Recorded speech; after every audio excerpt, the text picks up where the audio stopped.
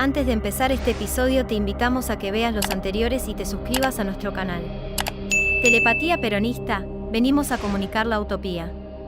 Empecemos. 11. 10 puntos. Cuando todo parecía relativamente estancado, Perón movió el tablero con una jugada que semejó una oferta de acuerdo. A mediados de septiembre dio la redacción final con intervención de Antonio Cafiero, Gelbart y el Chango Funes al documento de los 10 puntos de coincidencias para iniciar una normalización institucional pacífica.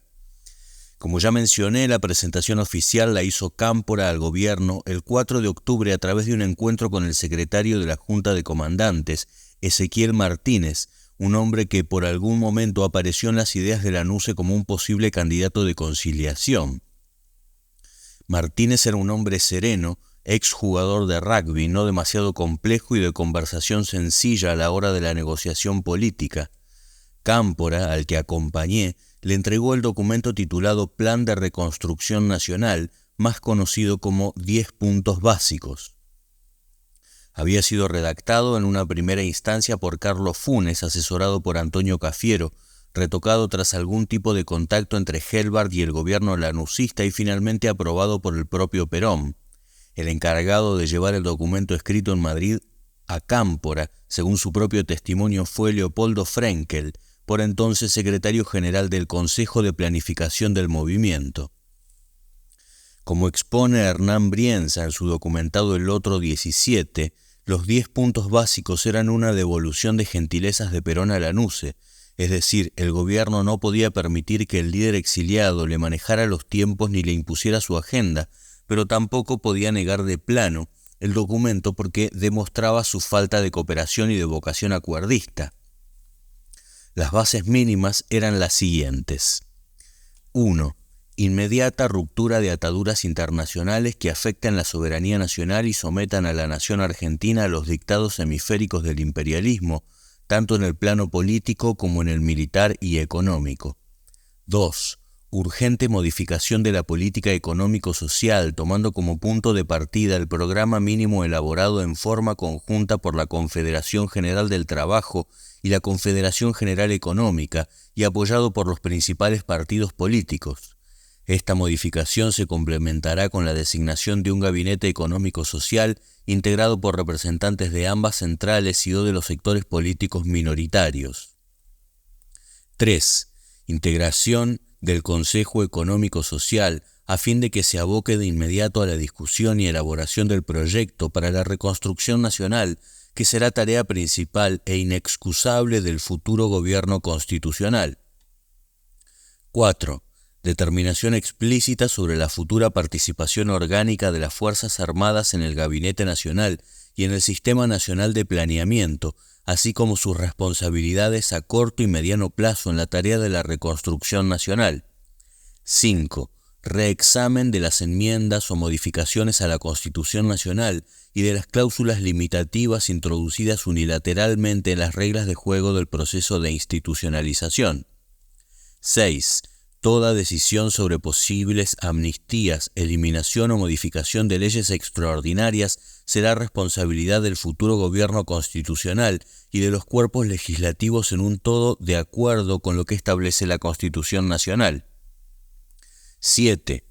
Designación de un oficial superior de las Fuerzas Armadas como ministro del Interior, a fin de alejar toda suspicacia sobre parcialismos partidistas y garantizar a la ciudadanía la máxima limpieza del proceso de institucionalización. 8. Formación de una comisión interpartidaria que prestará asesoramiento y fiscalizará la utilización absolutamente imparcial de los medios de difusión masivos, directa o indirectamente controlados por el Estado Nacional. Todos los partidos políticos reconocidos deben contar con igualdad de oportunidades para la divulgación de sus respectivas plataformas. 9. Levantamiento del estado de sitio, libertad de todos los presos políticos y gremiales. 10. Consulta y acuerdo con todas las fuerzas políticas para el establecimiento de la futura ley electoral y la convocatoria a elecciones. Los 10 puntos eran una salida política posible y decorosa que le ofrecía Perón a Lanusse, pero también era una maniobra distractiva que Perón quisiera hacerle creer a Lanusse que estaba dispuesto a cooperar, cuando en realidad ya tenía definido su regreso. En el desarrollo de estos acontecimientos sobre fines de octubre, el general me instó a hacerme cargo de una vez de la Secretaría General, lo que por supuesto acepté, pero pidiéndole que solo fuera hasta concretar el regreso, el objetivo que motivaba mi participación. Ahora que los años pasados me relevan de mayores cuidados, puedo recordar con emoción un diálogo en Puerta de Hierro con el general. Vea, doctor, con Rucci al mando del movimiento obrero y usted al mando del movimiento político, yo voy a viajar tranquilo, confiado. Por supuesto que les encargo que se queden en el país, controlando todo y esperándome al pie del avión. Me abrazó emocionado y no hubo más. En octubre de 1972, Cámpora conformó con el general la Comisión del Regreso, donde me incluyó junto con Antonio Cafiero, Jorge Tayana, el capitán de navío Ricardo Anzorena, el brigadier Arturo Pons Bedoya, Lorenzo Miguel y José Ignacio Rucci. Esa comisión era la encargada de la operación que traería a Perón de regreso al país tras 17 años de exilio. De esta manera comenzamos a ocuparnos de las negociaciones con el gobierno de facto de Lanusse, las alianzas con otras fuerzas políticas y los sectores sindicales.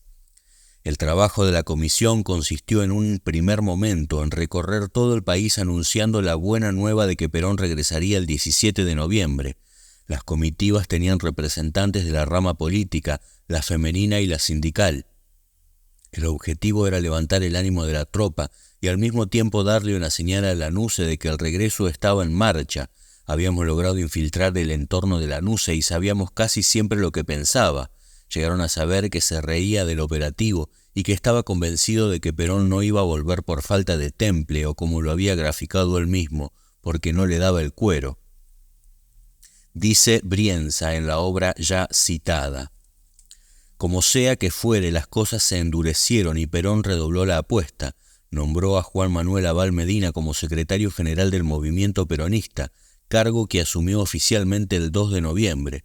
Significaba una señal inequívoca de trasvasamiento generacional, aunque también hacia el interior del movimiento, la oficialización del nexo que permitía la coexistencia de los jóvenes de la tendencia con el sindicalismo.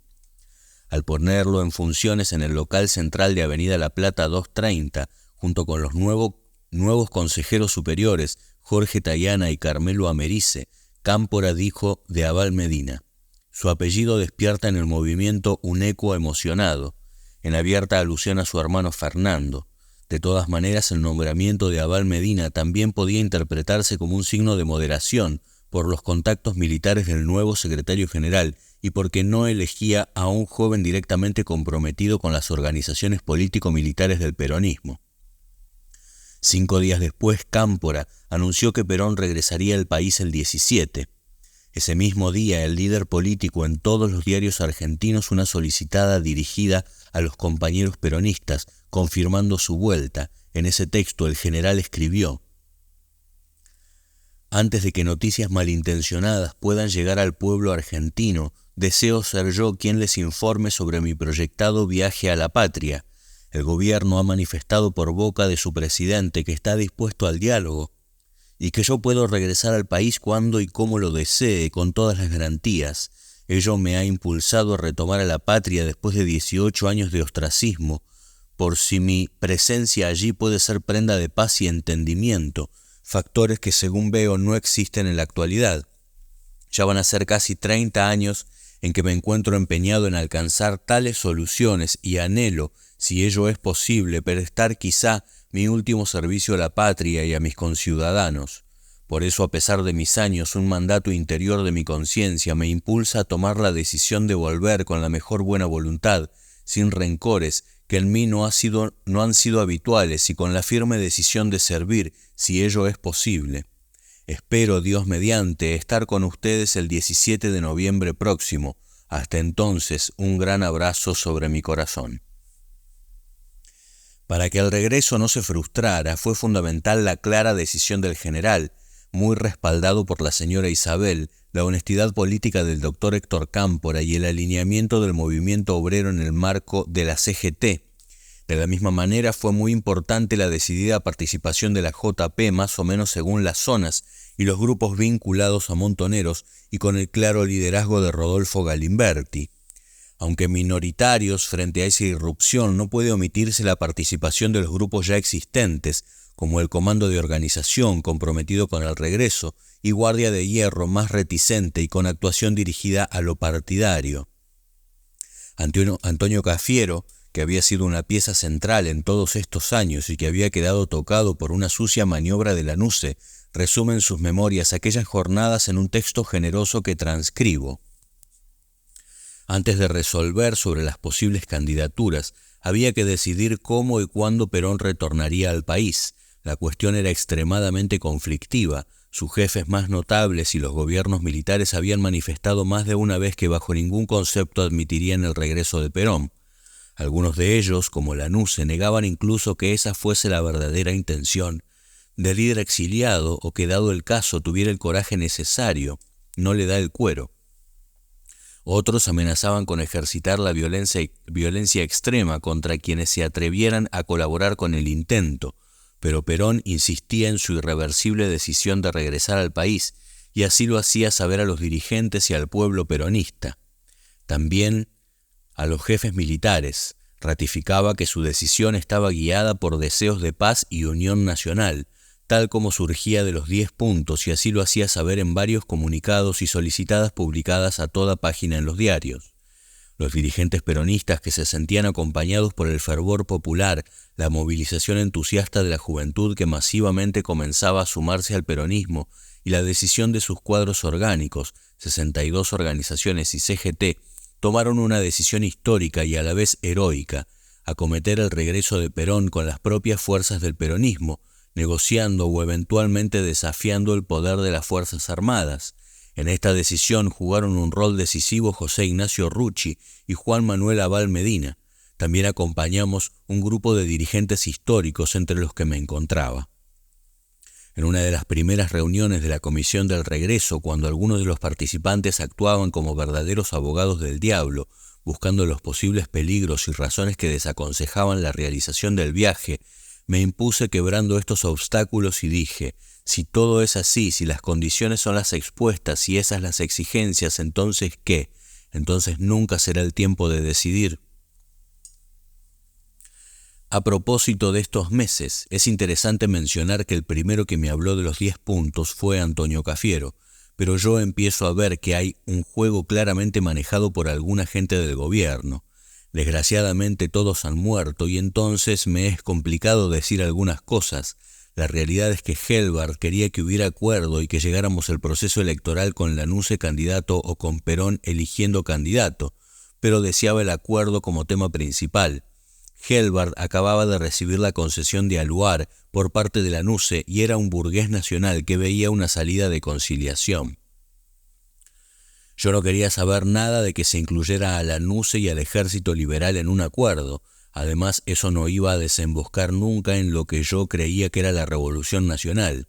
Ese acuerdo era un delirio. Sin embargo, Lanusse estaba convencido de que iba a ser él el candidato y distintas personas le daban cuerda. Me di cuenta de que empezó allí una especie de lucha sorda de un sector grande del sindicalismo con Coria a la cabeza, sectores paladinistas y Helbart, que veían el regreso como la culminación de una negociación.